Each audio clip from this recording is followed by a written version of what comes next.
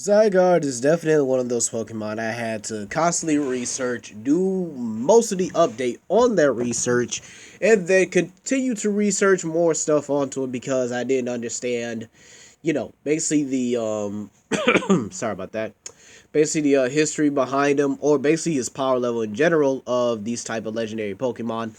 But now I feel like I have a good understanding here and I know where to place them. And unfortunately, this might be kind of obvious for the Cell versus Zygarde video. But let's begin here. So, easily, Zygarde is capable of, immense physical strength. We'll be talking about his 10% form, his 50% form, and his 100% final form. Basically, like Cell here, where he was imperfect, semi perfect, and perfect. You know? So, honestly, yeah, Zygarde is immensely strong here. As you guys can see, he's able to fight against and body Necromaza, confirmed the Lord of Light. Necromaza was actually one of the few Pokemon who brought light to the Kalos region. This also be termed as light to the cosmos as well here, considering that this Pokemon would have to bring light to the entire universe in order to give just light in general, and just the fact that Pokemon can be universal embodiments of their specific elements, including Dialga and Palkia, as well as Giratina. Even though they're not universal, they are multiversal. But they still have that embodiment type of deal, or that lore behind them. Zygarde is the embodiment of balance here, and he actually is above both Yveltal and Exernius in terms of pretty much everything here. In his 10% form, he was actually able to ragdoll Mega Evolve Pokemon. He ragdolled several of them. He actually ragdolled Mega Evolved Aggron. He actually used Pikachu as like a wrecking ball, pretty much just swinging Pikachu with enough force to even knock out a Mega Aggron. Mega Aggron will be more durable than in average Aggron, obviously. Aggrons have demonstrated to be on par with Tyrannotars, at least to some degree here. I would say they're about, it's like a 50-49% difference in strength. Yes, the Tyranitar is stronger, but I would definitely say the Aggron is more durable due to its type here. Aggrons are capable of, again, taking attacks from Pikachu without the momentum. Agrons are also just ridiculously durable in general. They're actually able to fight against Steelixes, who can cause earthquakes just by burrowing, showing that they actually have like continental levels of durability, considering Steelix should be able to sever tectonic plates. Plus, the Mega Evolution actually gives them a boost to the point where if we use Charizard for scaling here, Mega Evolution should give them the power to actually be able to fight legendary Pokemon.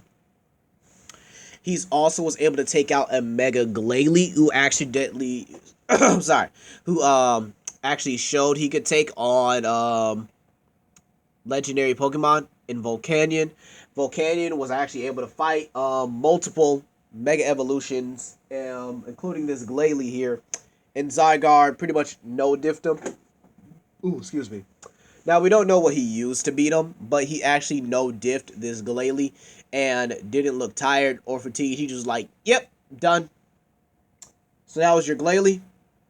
Huh, pretty soft here. He then went to go and fight off multiple Mega Evolved Pokemon. You could probably say every Mega Evolved Pokemon. There was Agrons, there were Heracrosses, basically almost every Mega Evolved Pokemon here. He's also, again, fought against Necromaza, who's above Solgaleo and Lunala, who both scale to each other. And the proper scaling here is that Solgaleo is able to eat stars casually. Now you might say, oh, that's a star level feat. Well, no, this can actually be seen as Solar System plus level feats here. And Solgaleo is, again, casually able to eat stars much bigger than him. So you can actually put this around the star system level, to be fair. due to the calcs that Solgaleo shouldn't have a limit on the size of stars he can eat here. He's able to eat all these kinds of stars, just for like, afternoon snack here. So yeah, Solgaleo can eat the sun. Then there's Exernius, who's the embodiment of life. Yveltal, the embodiment of death itself. Yveltal can actually be seen casually absorbing entire life forces out of Pokemon. This would include, again, Mega Evolved Pokemon like Mega Charizard. And, there was actually a time in the manga where Exernius and Yveltal were fighting, and Zygarde, in his 50% form, literally pulled up and looked, told him, like, what are y'all doing? And they both was like, sorry. There's also the fact that he was able to fight against Mega Mewtwo X here. He was actually able to pretty handily defeat Mega Mewtwo X here. And that was pretty simple, considering Mewtwo can scale to Deoxys on some occasions. If I remember correctly, Mewtwo can fight against Deoxys. Deoxys would again scale to Rayquaza. Rayquaza, who fights both Groudon and Kyogre, who are both insanely powerful in general. Then you could say if it's a Mega Evolution, this means he can fight against Mega Deoxys, who fights against Mega Rayquaza, who's able to go toe-to-toe with Giratina. Again, a multiversal and low-balled universal entity. He's able to take attacks from multiple Mega Evolved Pokemon in his base form. And literally just looked at him like, oh, you guys done? Oh, really? You done? My turn. Land's Wrath. Boom. Speaking of which, he has a couple attacks up his sleeve here. He has Dragon Pulse, one of the most effective and most powerful moves here. Dragon Pulse actually is pretty much a one-hit explosion type move here. He can use this, and it pretty much could be a GG type move if the opponent is already hammered and winded. Then you have the fact that excuse me. What was I about to say? He has extreme speed, which can increase the speed. I mean, Zygarde would already be relativistic to light speed, as he's above Exernius and Yveltal, who would be able to dodge Solar Beam pretty casually, which is based off their scaling to Darkrai. Darkrai being one of the few Pokemon that can actually, legendary Pokemon who actually body, casual, normie type Pokemon. And in the Sinnoh League, he was actually shown to be able to dodge Ash's Sceptile's Solar Beam, albeit Ash was a bit reckless in that fight than any other one. But, still, it's a massive accomplishment here.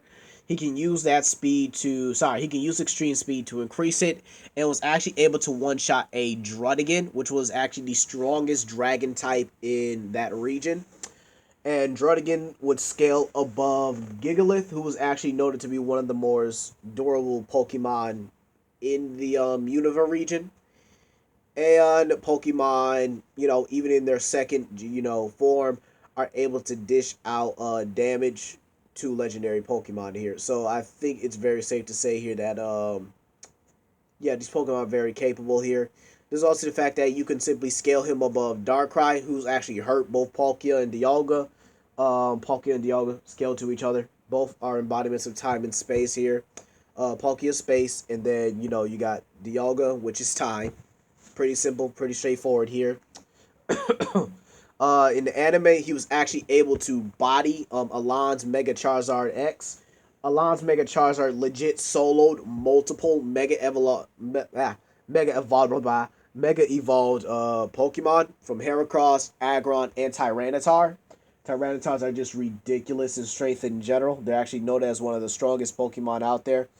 And Alon's Mega Charizard X couldn't even scratch Zygarde with his attacks, even with a Dragon Claw, which was one of the one of the moves that he used to one-shot multiple Mega Evolved Pokemon, minus the Houndoom, which was actually pressing the mess out of him. So he had to use Blaster Burn.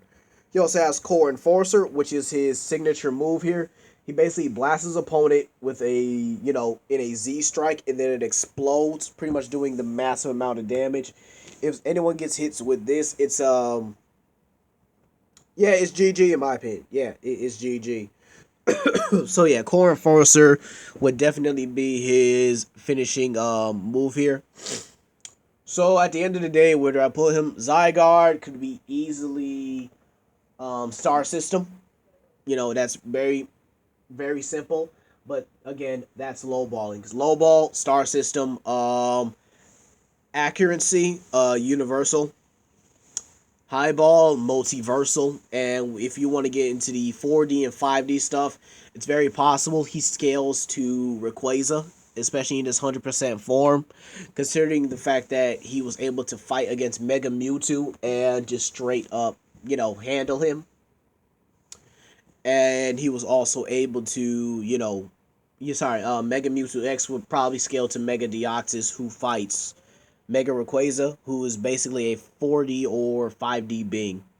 So honestly, yeah, I have to say here that it's pretty accurate for him to scale above these Pokemon, especially in this 50% to 100% form.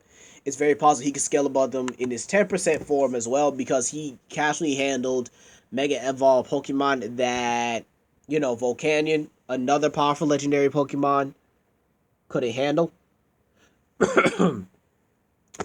So honestly, here you guys, oh yeah, I almost forgot. He can actually summon vines out of the ground here.